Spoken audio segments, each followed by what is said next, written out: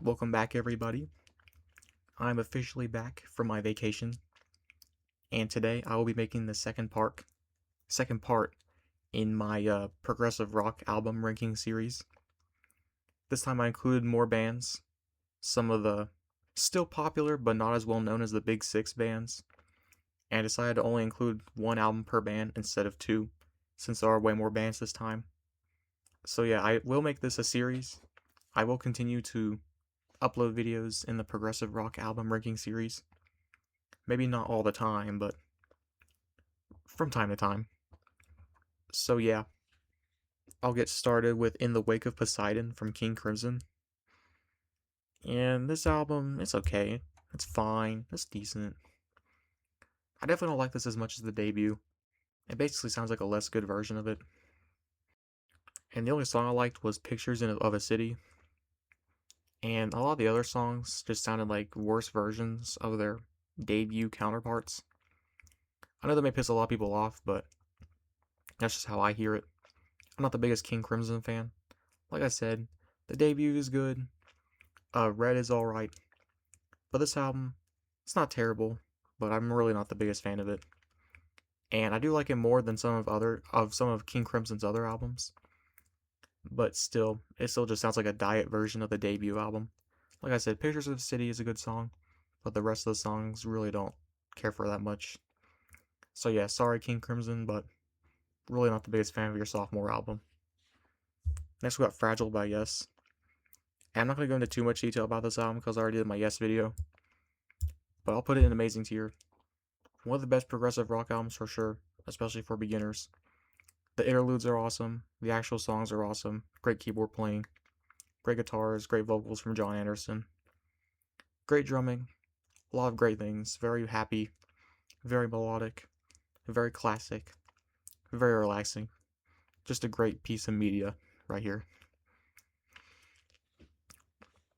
Next I got Nursery Crime from Genesis, and I didn't like it that much at all. I much prefer Selling England from the Pound, well, by the Pound. And this album, none of the songs really clicked for me. Peter Gabriel still sounds good, his vocals still sounds good, there's still some good riffs, but it just doesn't sound as energetic and memorable as Selling England. And I really just don't like this song that much. Even the album cover is just kind of ugly to me. Like that woman playing golf, if that even is a woman, just looks very unpleasing to me. So yeah, definitely an album that I don't care for that much. I mean, I know it's a classic, but I prefer Selling England by the Pound. At least now I do. In my first video, I didn't like it that much, but I gave it a re-listen and I like it now. And maybe that'll be the same for this album, but in the meantime, Selling England by the Pound is definitely my favorite Genesis album. So yeah, we'll just keep it there. And next I got Metal from Pink Floyd. That sounds terrible. Yeah, I'm sorry. Like I said, I don't like Pink Floyd. I think they suck. I think they're heavily overrated. I think they're boring. I don't like most of their songs. And this album is just really, really, really boring. Dark Side of the Moon and Wish You Were Here. I don't like them, but they're not this boring. This album is just so boring. It is boring, boring, boring, boring. It is just so boring. That's all I have to say. It's boring. How do people like this? I don't get it. I don't get this band. I don't get this album. I just can't. I just can't. Next, I got ELP's self-titled album. And it's great. I don't like it as much as Tarkus or Trilogy, but there's still a lot of great pianos and keyboards and organs and drums and guitar. The vocals sound really good too. A lot of great classical stuff here too. The Barbarian has a nice stoner rock sound to it. And I honestly don't mind Lucky Man that much. It is a very good song, very catchy, very upbeat. Really do not mind that song. And the songs in the middle are very, very great, very progressive. Definitely a very unique album for the time, before a lot of albums copied it in the future. But when it came out, it sounded like no other. So yeah, nothing but good things to say about here. Not as good as the two albums that came after it, but still a great album. Next, I got A Passion Play from Jethro Tull. And I honestly think this album's great. Oh, yeah, great tier. The whole thing is just one song, which I kind of like too. That way I don't have to remember the names of any songs. Because there's only one song, A Passion Play. That's it. So yeah, I don't really mind it if bands do that, really. Plus, I listen to the album all the way through anyway. Might as well make it all the one. Might as well make it all one song. So yeah, really, really like this album. It's very funny in the middle with the hair, the story of the hare who lost its spectacles. Very funny.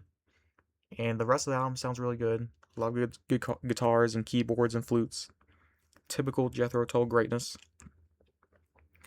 So yeah, I'd argue this better than Thick as a Brick, honestly. And the concept's pretty interesting too about heaven and hell and purgatory. But it's not too serious with it. It's still like funny. So it doesn't give me like anxiety or anything about that. Because it says it in a very like tongue-in-cheek way.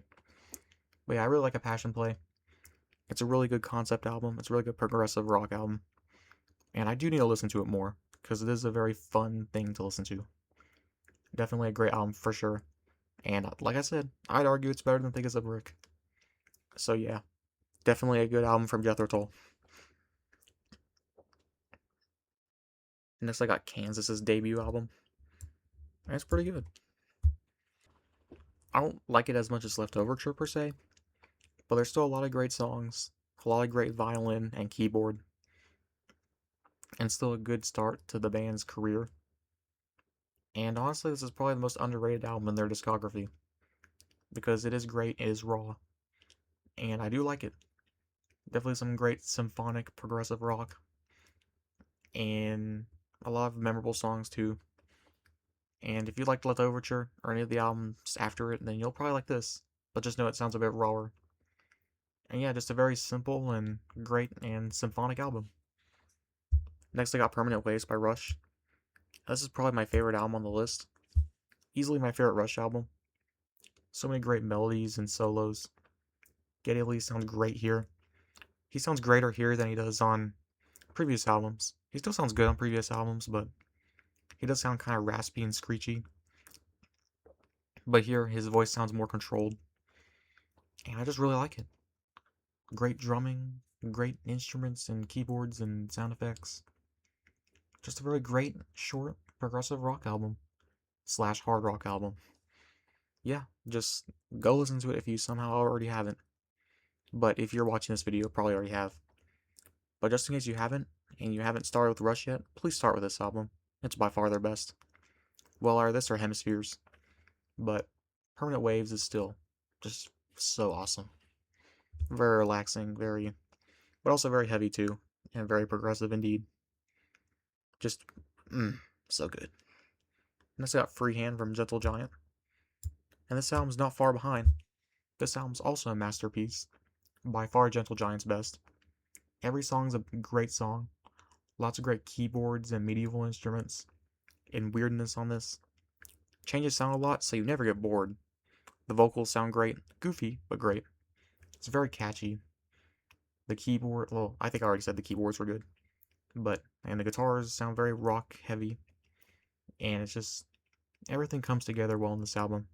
Like I said, goofy, but some of the best music you will ever hear is on this. And definitely Gentle Giant's masterpiece for sure. Very simple in some parts, but also very complex. And yeah, definitely a good lesser known album from this list. Still very popular, but no, it's no big six.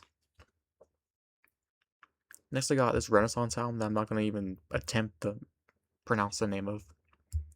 And I don't like it very much. Not very good. I don't like the vocals in Renaissance that much. And no, it's not because there's a female singer. No, it's not because of that. Don't leave comments about that. Because it's not because of that. It's not because it's a female singer. I just don't like her voice that much. Okay? It sounds a little too high pitched and a little too British. I mean, most of these bands are British, but this sounds like a different type of British, if you get what I'm trying to say. But yeah, and there's a lot of classical influence on here, but not the type I like. It's just kind of boring to me. I don't really get the song so much. It's just boring. I'm not the biggest fan of the vocals. And the instruments don't really do that much for me either. So yeah. Renaissance, I understand why people like them, but I just can't get into them. I tried so many times. They're just really not for me. Next I got Mirage from Camel. That album is similar to Metal. It's really boring, really forgettable. Puts me to sleep. Really, really monotone. There's like no melody here at all. It's just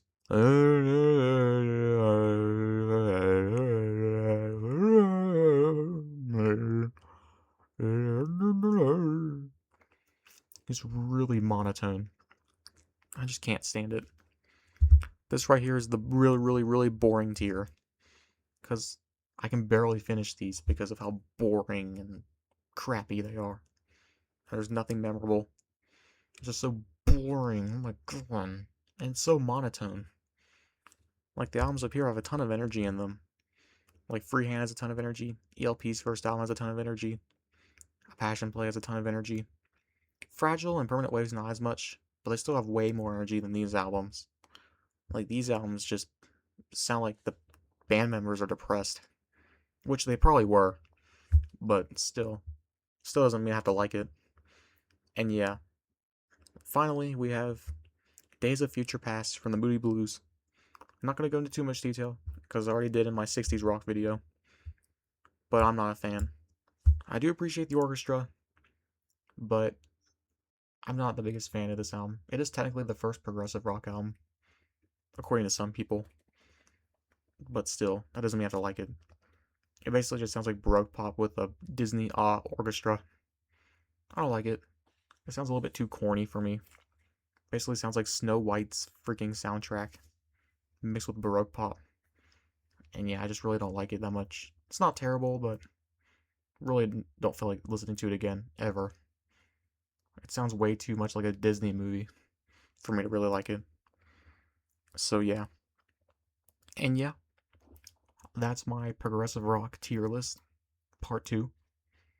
If you appreciate this video, make sure to like, subscribe, comment, check out more videos, all the good stuff.